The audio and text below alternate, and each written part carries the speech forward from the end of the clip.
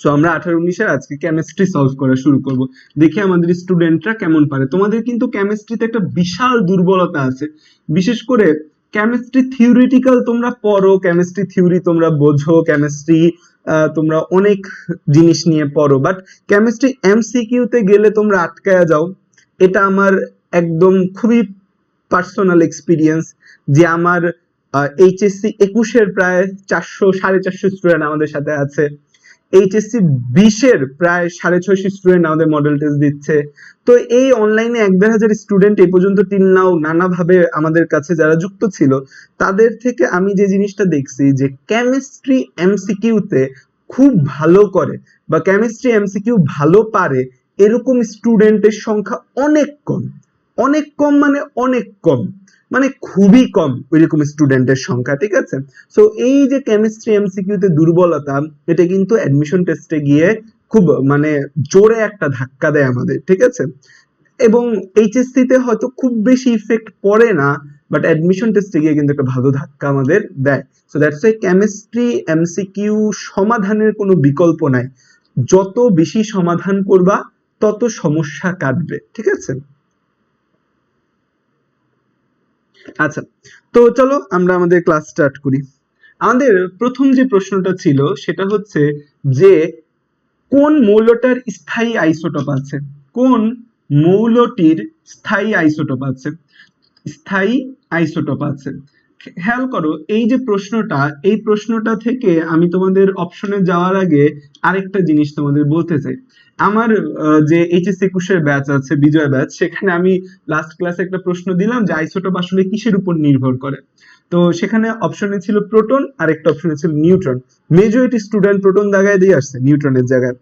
Proton সংখ্যা তো আইসোটোপে same হবেই। আইসোটোপে আসলে কি ভিন্ন হয়? আইসোটোপ ছোটবেলা থেকে তোমরা পড়ে আসতেছো, আইসো মানে সেম, টপ মানে স্থান, একই স্থান। তার মানে এই জায়গায় প্রোটন সংখ্যা সেম, প্রোটন সংখ্যা পরিবর্তনের কোনো সুযোগ নাই। প্রোটন সংখ্যা যদি পরিবর্তন থাকে তাহলে সে তো আইসোটোপ না। তাহলে কোন জায়গায় পরিবর্তনটা আসে? ভর সংখ্যায় পরিবর্তন আসে। আর ভর সংখ্যা মানে কি? ভর সংখ্যা মানে তো প্রোটন প্লাস নিউট্রন, তাই না? ভর সংখ্যা মানে কি? ভর সংখ্যা মানে হচ্ছে proton plus neutron. So proton plus neutron সমান সমান হচ্ছে ভর সংখ্যা। প্রোটন চেঞ্জ হইতে পারবে না আইসোটোপে, তাহলে কি চেঞ্জ হয় যার কারণে ভর সংখ্যা চেঞ্জ হচ্ছে? অবশ্যই নিউট্রনের পরিবর্তনের কারণে ভর সংখ্যা চেঞ্জ হচ্ছে। তাহলে কি আমাদের এই আইসোটোপে আসলে কার উপর নির্ভর করে? নিউট্রন সংখ্যা। একটা পরমাণুর নিউট্রন সংখ্যা চেঞ্জ হয়ে হয়ে বিভিন্ন আইসোটোপ সৃষ্টি হয়।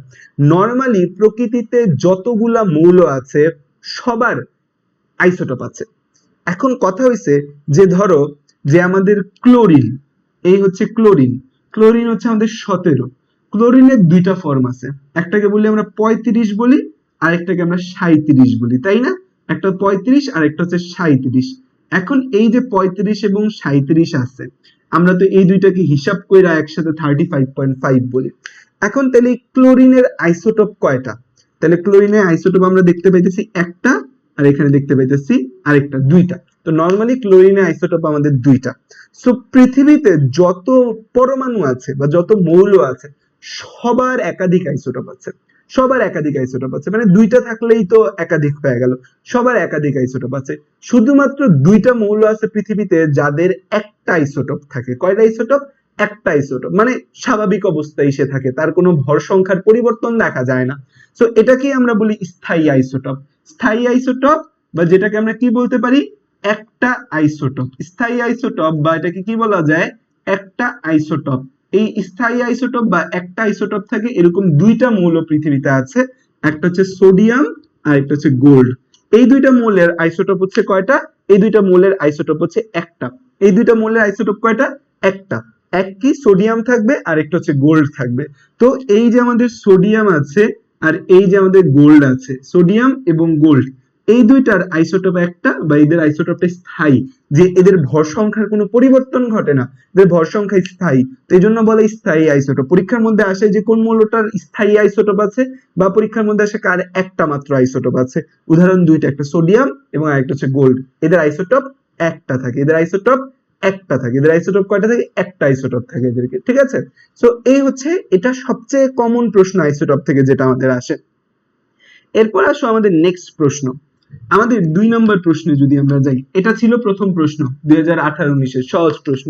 2 নম্বর প্রশ্ন ছিল যে নিচের কোনটা ভারী ধাতুর উদাহরণ নয়?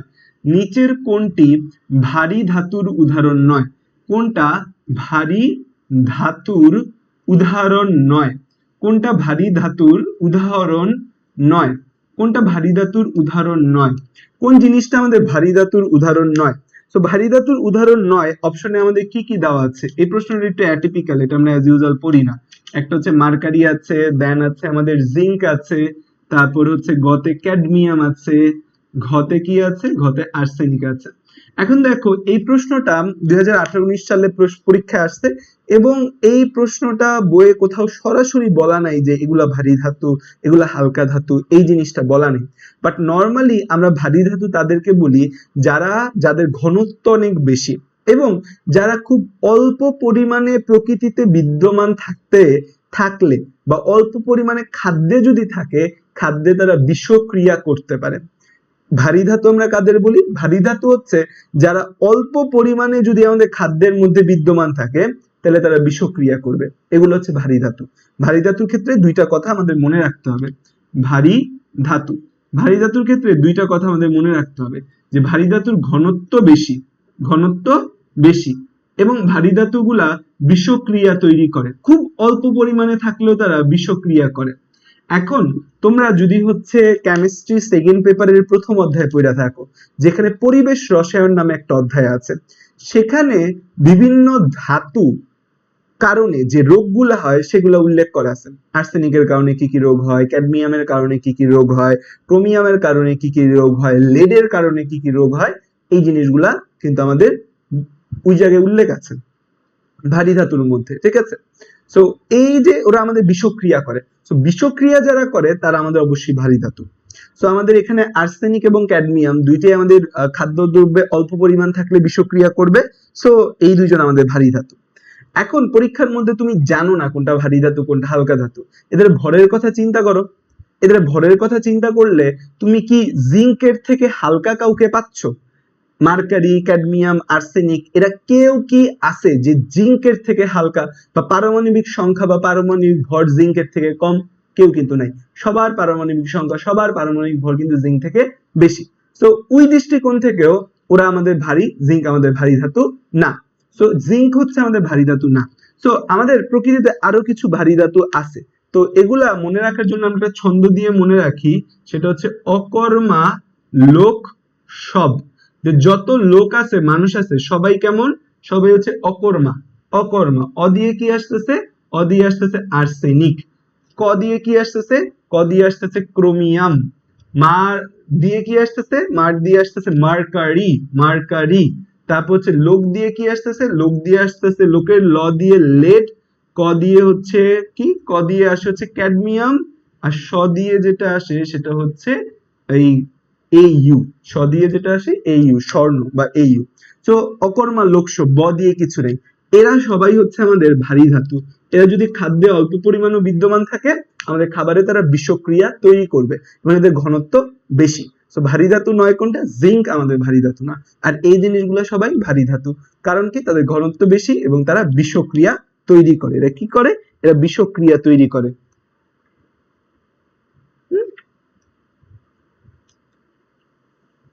এতটুকু ক্লিয়ার? আচ্ছা, এরপর আসো যে আমাদের নেক্সট প্রশ্নে আমরা যাই।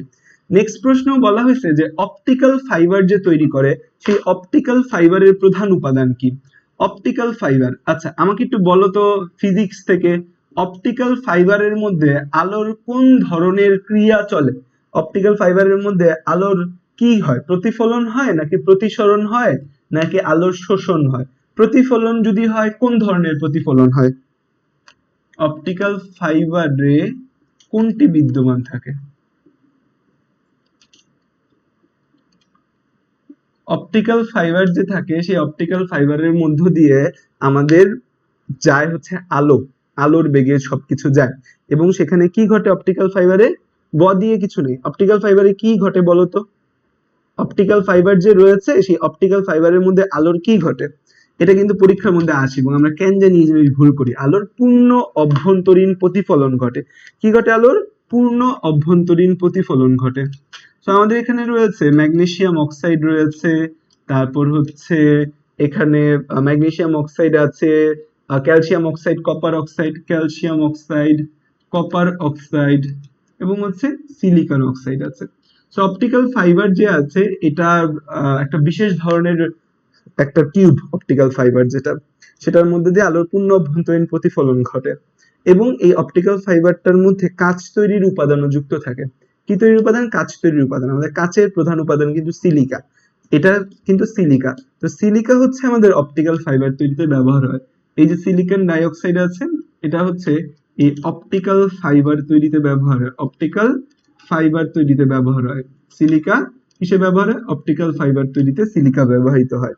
তারপর এছাড়াও এই যে এখানে আমরা লিখলাম ক্যালসিয়াম অক্সাইড, ক্যালসিয়াম অক্সাইডটা আমাদের কি? ক্যালসিয়াম অক্সাইডটা হচ্ছে চুন। ক্যালসিয়াম অক্সাইড কি? চুন।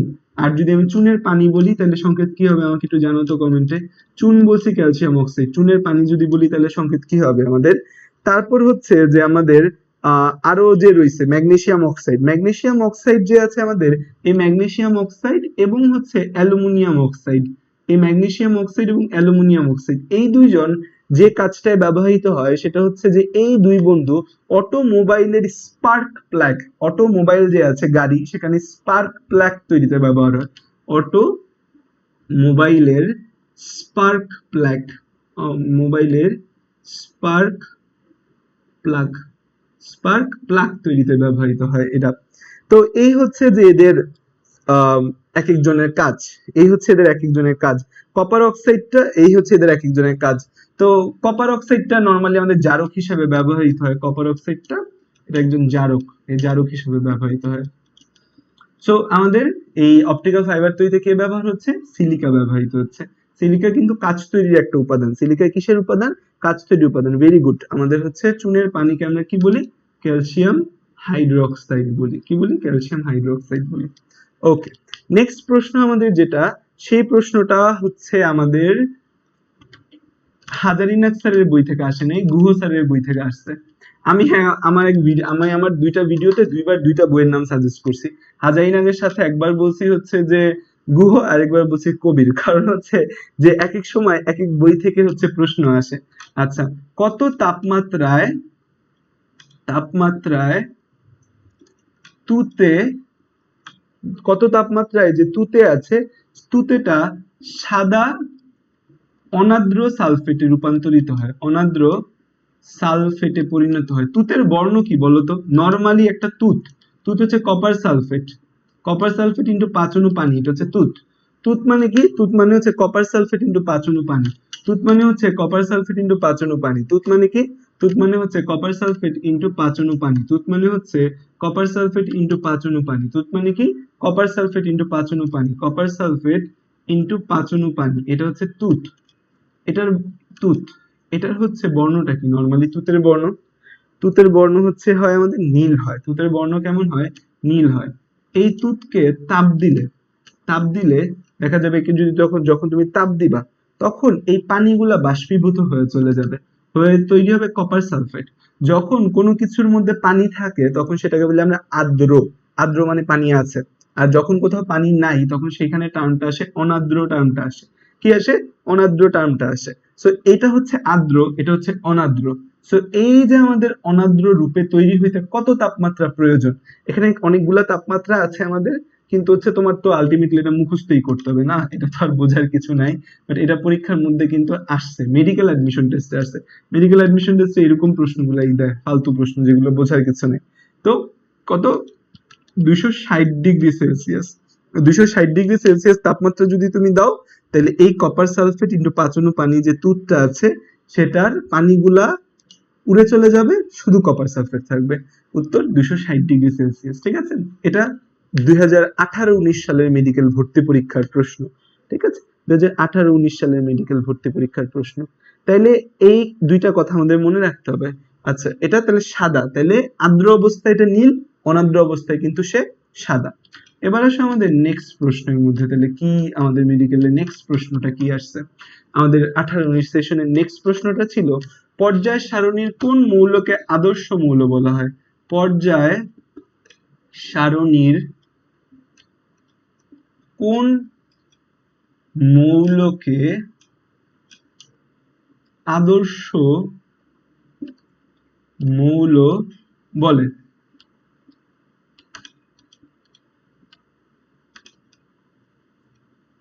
আচ্ছা, আদর্শ মৌল বলে কোন মৌলকে? ঠিক আছে, কোন মৌলগুলোকে বা কোন গুলো হবে মৌলগুলোকে।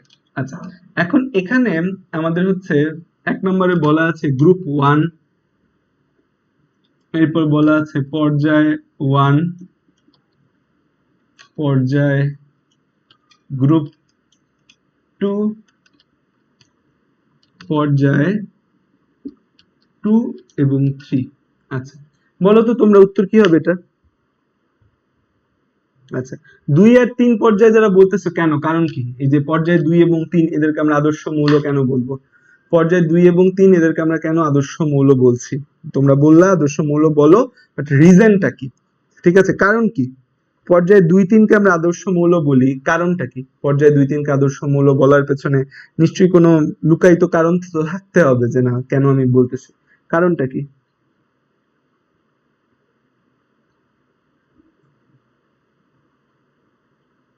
হ্যাঁ, এটা তো মেইনলি মেডিকেল অ্যাডমিশনে যারা আছো তাদের জন্যই এই প্রোগ্রামটা। মেডিকেল অ্যাডমিশন টেস্টে স্টুডেন্টরা যদি 30 মিনিট এখানে সময় দেয় তাহলে ভালো, যদি দিতে পারো তোমরা, তোমাদের তো আর এখন জোর করা যায় না সময়টা। আচ্ছা, কেন পর্যায় 2 এবং 3? পর্যায় 2 এবং 3 এস গ্রুপের মৌল সবাই। পর্যায় 2 এবং 3 এর মধ্যে তো পিও আছে, ডিও আছে, পর্যায় মানে তো এটা, তাই না? পর্যায় মানে তো এইভাবে। সো পর্যায় 2 এবং 3 এর মধ্যে তো SP D F, D F নেই, এসপি ডি তিনটেই আছে।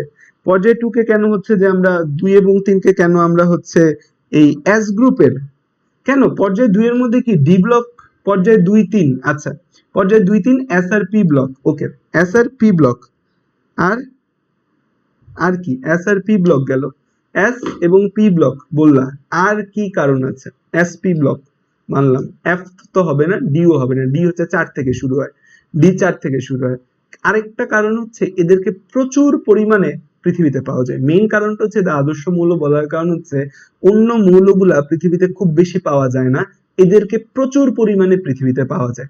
প্রচুর পরিমাণে এদেরকে আমরা পৃথিবীতে পাই, যে বহুত এরা আছে, অনেক অনেক থাকে এরা। তো এদেরকে প্রচুর পরিমাণে পৃথিবীতে পাওয়া যায় বলে এদেরকে আদর্শ মৌল বলা হয়। এদেরকে আদর্শ মৌল বলার কারণ কি? প্রচুর পরিমাণে তাদেরকে পৃথিবীতে পাওয়া যায়। তাহলে কারা হবে? পর্যায় 2 এবং 3, এরা প্রচুর পরিমাণে পৃথিবীতে পাওয়া যায়। একই সাথে তারা এস এবং পি ব্লকেরও হয়, এস এবং পি ব্লকের তারা মৌল। সো এস এবং পি ব্লকের মৌলগুলাকেও কিন্তু আদর্শ মৌল বলা হয়।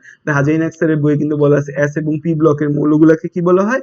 আদর্শ পরিমাণ বলা হয়। ঠিক আছে, এসপি ব্লক গুলাকে আমরা প্রতিনিধি মৌল বলি, প্রতিরূপী মৌল বলি। ঠিক আছে, তাহলে এই হচ্ছে যে আমাদের মানে এদের প্রচুর পরিমাণে প্রকৃতিতে পাওয়া যাবে, প্রচুর। আমাদের নর্মাল যে পানি আছে, আমাদের যে ওয়াটার আছে, ওয়াটারের মধ্যেও তাদের পরিমাণ বেশি থাকে এবং তারা পরিবেশের জন্য ক্ষতি করে না খুব বেশি, তারা কিন্তু পরিবেশের ক্ষতি করে না, এজন্য তাদেরকে আমরা আদর্শ মৌল বলি। 6 নম্বর প্রশ্ন যেটা, যে হেয়ার অয়েলে ইমালসিফায়ার রূপে কোনটা ব্যবহৃত হয়? হেয়ার অয়েলে ইমালসিফায়ার বলতে তোমরা কি বোঝো? হেয়ার অয়েলে ইমালসিফায়ার, বলো তো ইমালসিফায়ার মানে কি? ইমালসিফায়ার রূপে কোনটি ব্যবহৃত হয়? এবার আগে আমাকে বলো হোয়াট ইজ ইমালসিফায়ার, বা তোমরা ইমালসিফায়ার বলতে কোনটা বোঝো? ইমালসিফায়ার ওয়ার্ডটা মানে কি? এই যে ইমালসিফায়ার বা ইমালসিফিকেশন, সেটা বলতে আসলে কি বোঝায়? হুম, ইমালসিফায়ার বা ইমালসিফিকেশন বলতে আসলে কি বোঝায়? ইমালসিফায়ার বা ইমালসিফিকেশন ওয়ার্ডটা দিয়ে আসলে কি বোঝায়?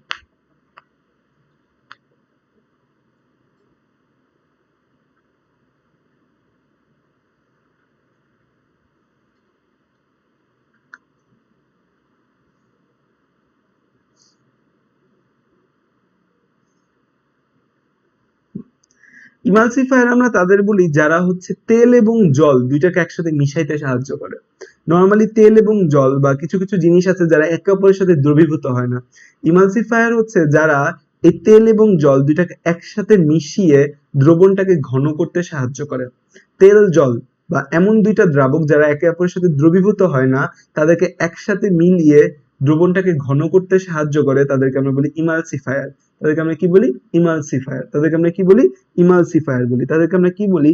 ইমালসিফায়ার। ঠিক আছে, ইমালসিফায়ার। এই যে ইমালসিফায়ার, হেয়ার অয়েলে ইমালসিফায়ার কে? হেয়ার অয়েলে ইমালসিফায়ার হচ্ছে অলিক অ্যাসিড, হচ্ছে হেয়ার অয়েলের ইমালসিফায়ার। অলিক অ্যাসিড হচ্ছে হেয়ার অয়েলের ইমালসিফায়ার। এখানে আরো অপশন আছিল, ethyl alcohol, butyl hydroquinone, propyl alcohol. Emulsifier হচ্ছে অলিক অ্যাসিড আর অ্যান্টিঅক্সিডেন্ট। অ্যান্টিঅক্সিডেন্ট অ্যান্টিঅক্সিডেন্ট হিসেবে এখানে আমরা ব্যবহার করি কি? অ্যান্টিঅক্সিডেন্ট রূপে ব্যবহার করা হয় butyl hydroquinone. Butyl BHD antioxidant হিসেবে ব্যবহার হয়। বিএইচটি অ্যান্টিঅক্সিডেন্ট হিসেবে ব্যবহার হয়। ফুল ফর্ম কি? Butyl hydroquinone. অ্যান্টিঅক্সিডেন্ট মানে কি? হাইড্রোকুইনন। অ্যান্টিঅক্সিডেন্ট বলতে কি বুঝো তোমরা? অ্যান্টিঅক্সিডেন্ট মানে কি? অ্যান্টিঅক্সিডেন্ট টার্মটা দিয়ে কি বোঝায়?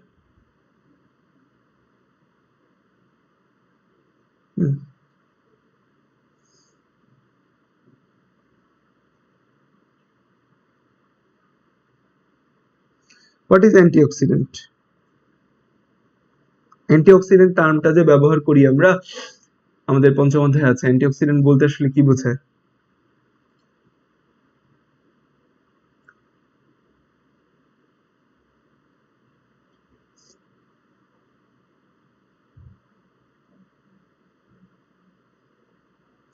জারণ হতে দেয় না। ফারহা দিবা বুশরা বলছে অ্যান্টিঅক্সিডেন্ট তাদের বলবো যারা জারণ হতে দেয় না।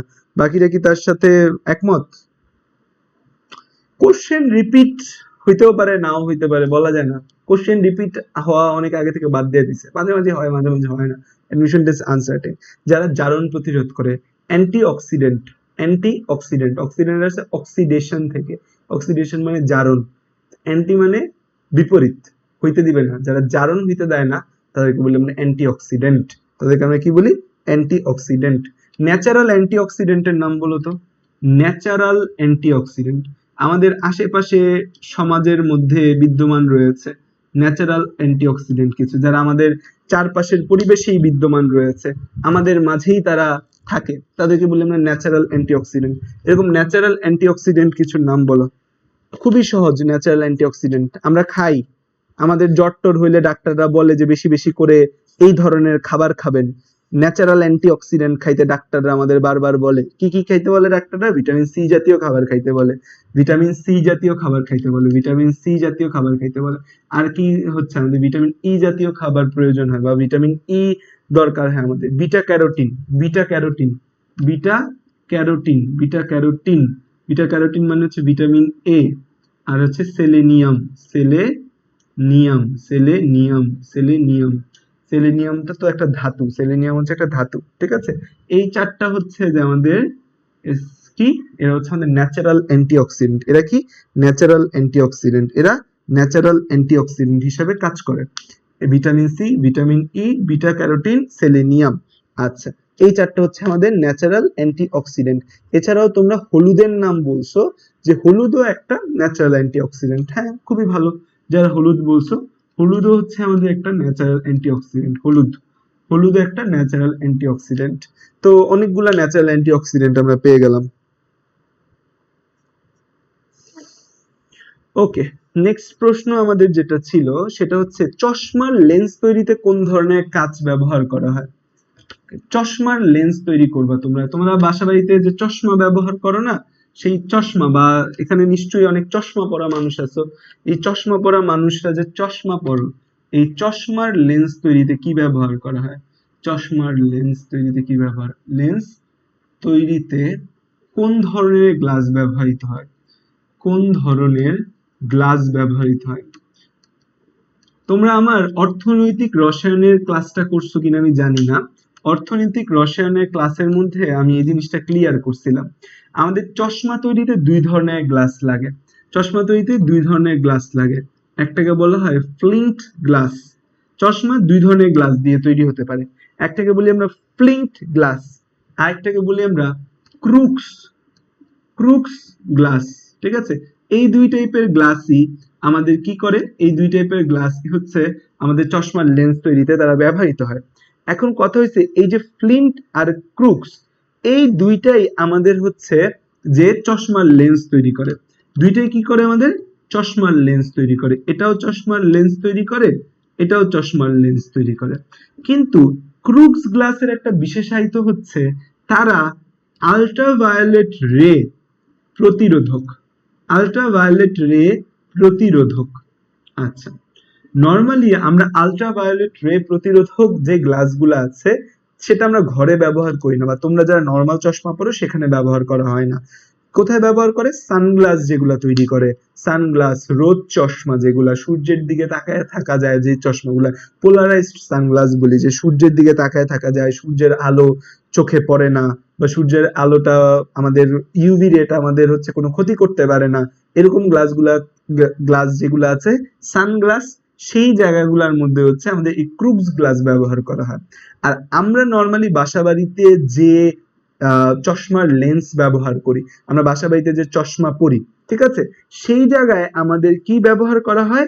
সেই জায়গায় কিন্তু হচ্ছে যে আমাদের এই ফ্লিন্ট কাঁচটা ব্যবহার করা হয়, সেখানে আমাদের কি করে? এই ফ্লিন্ট কাঁচটা ব্যবহার করে। তো আমরা নর্মালি যেই গ্লাসগুলা ব্যবহার করি সেখানে ব্যবহার করা হয় ফ্লিন্ট গ্লাস।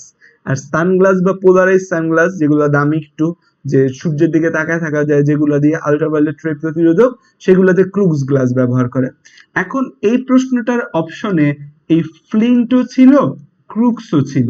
কতে ছিল ফ্লিন্ট, খতে ছিল হচ্ছে ক্রুগস, তারপর গতে আর গহতে কি জানি ছিল, গতে ছিল হচ্ছে জেনা, আর ঘতে ছিল হচ্ছে ফাইবার। জেনা আর ফাইবার তো হবে না, এটা আউট অফ সিলেবাস। জেনা আর ঘতে ছিল ফাইবার। এখন এই যে ফ্লিন্ট আর ক্রুগস, এখন তাহলে তুমি কি দাগাবে? অ্যান্সার কোনটা দিবা তুমি বলো তো? এখন তুমি কোনটা দিবা? এখন পরীক্ষায় আসতে এখন তুমি কোনটা দিবা?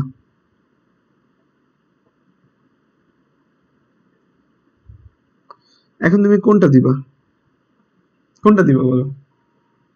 দুইটার মধ্যে ফ্লিন্টও হয় ক্রুগসও হয়, কিন্তু আমার মতে কিছু কিছু গাইডে দেখলাম ওরা দুইটাই উত্তর দিয়েছে, বাট আমি মনে করি ফ্লিন্ট উত্তর দেওয়াটা বেটার অপশন, যেহেতু ক্রুগসটা আল্ট্রাভায়োলেট রে প্রতিরোধে ব্যবহার হয়, একটু ভালো গ্লাস গুলাতে ব্যবহার হয়। সো ফ্লিন্ট দেওয়াটা আমি বেটার চয়েস মনে করি, ফ্লিন্ট দেওয়াটা আমি বেটার চয়েস মনে করি, ফ্লিন্ট দেওয়াটা, ঠিক আছে। সো ফ্লিন্ট দেওয়াটা বেটার, ফ্লিন্ট দেওয়াটা বেটার। কোনটা দেওয়া বেটার? ফ্লিন্ট দেওয়াটা বেটার, ঠিক আছে। তারপরের প্রশ্ন হচ্ছে শতভাগ রিসাইকেল করা যায় এরকম ধাতুকে, 100% রিসাইকেবল, শতভাগ 100% রিসাইকেল যোগ্য ধাতু, রিসাইকেল যোগ্য। পৃথিবীতে 100% রিসাইকেল যোগ্য দুইটা জিনিস আছে, একটা হচ্ছে কপার বা তামা, এটা 100% রিসাইকেল যোগ্য, যে নষ্ট হয়ে গেলে সেটাকে ঠিক করা যায়। আরেকটা হচ্ছে কাঁচ, আরেকটা হচ্ছে কাঁচ। এই দুইটা হচ্ছে 100% রিসাইকেল করা যায়। 100% রিসাইকেল যোগ্য হচ্ছে কপার বা তামা আর কাঁচ। আমাদের যে প্রশ্নটা ছিল সেখানে অপশনে কপার ছিল, তামা ছিল, তামা। সো তামা 100% রিসাইকেল করা যায়। কাঁচ, নর্মালি আমরা যখন কাঁচ শিল্প পড়বো, বা তোমরা ওই অর্থনৈতিক রসায়নের ডেমো ক্লাসটার মধ্যে কাঁচ শিল্প দেওয়া আছে, আমরা ওইটা পুরাটাই বলছি। কাঁচ শিল্পে কিন্তু কাঁচ তৈরির সময় 8 থেকে 10% ভাঙা কাঁচ দেওয়া হয়, 8 to 10% ভাঙা কাঁচ দেয়, যেদেরকে বলা হয় কিউলেট বলা হয়, সেই ভাঙা কাঁচগুলা দিয়ে দেয় কাঁচ তৈরির ক্ষেত্রে। সো কাঁচ আবার 100% রিসাইকেল করে নতুন কাঁচ তৈরি করা যায়, এটা কাঁচের একটা ভালো দিক। ওকে, সো আজকে এতটুকুই থাক। তোমরা যদি নেক্সট থেকে এরকম ভাবেই ক্লাস করো, আমাকে যদি 30 মিনিট সময় দাও, অ্যারাউন্ড 150 প্লাস স্টুডেন্ট যদি থাকো, আমরা এই জিনিসটা কন্টিনিউ করব, এবং মিনিমাম আমি চেষ্টা করবো এই মেডিকেলের প্রশ্ন ব্যাংকটা এই মাসের মধ্যে সমাধান করে নেক্সট মাসে ঢাকা ইউনিভার্সিটির প্রশ্ন ব্যাংকটা একটু ধরার। কিন্তু যদি স্টুডেন্ট কমে যাও আবার, তখন আমি মনে করবো 30 মিনিট আমি ঘুমাই, রেস্ট নিই, ঠিক আছে, হুদাহুদি ফ্রি ক্লাস নেওয়ার দরকারটা, ঠিক আছে। ওকে, আল্লাহ হাফেজ, থ্যাংক ইউ ক্লাস করার জন্য তোমাদেরকে।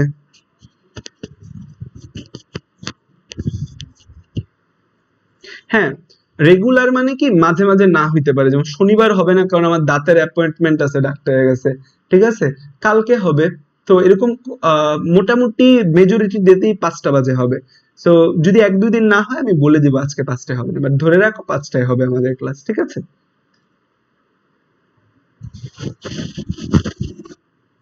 হ্যাঁ, ডিউটা আমরা মার্চের পর ধরবো, মানে এপ্রিলের পর আমরা ডিউ আর অন্যান্য ভার্সিটির প্রশ্ন ব্যাংক সলভ করবো।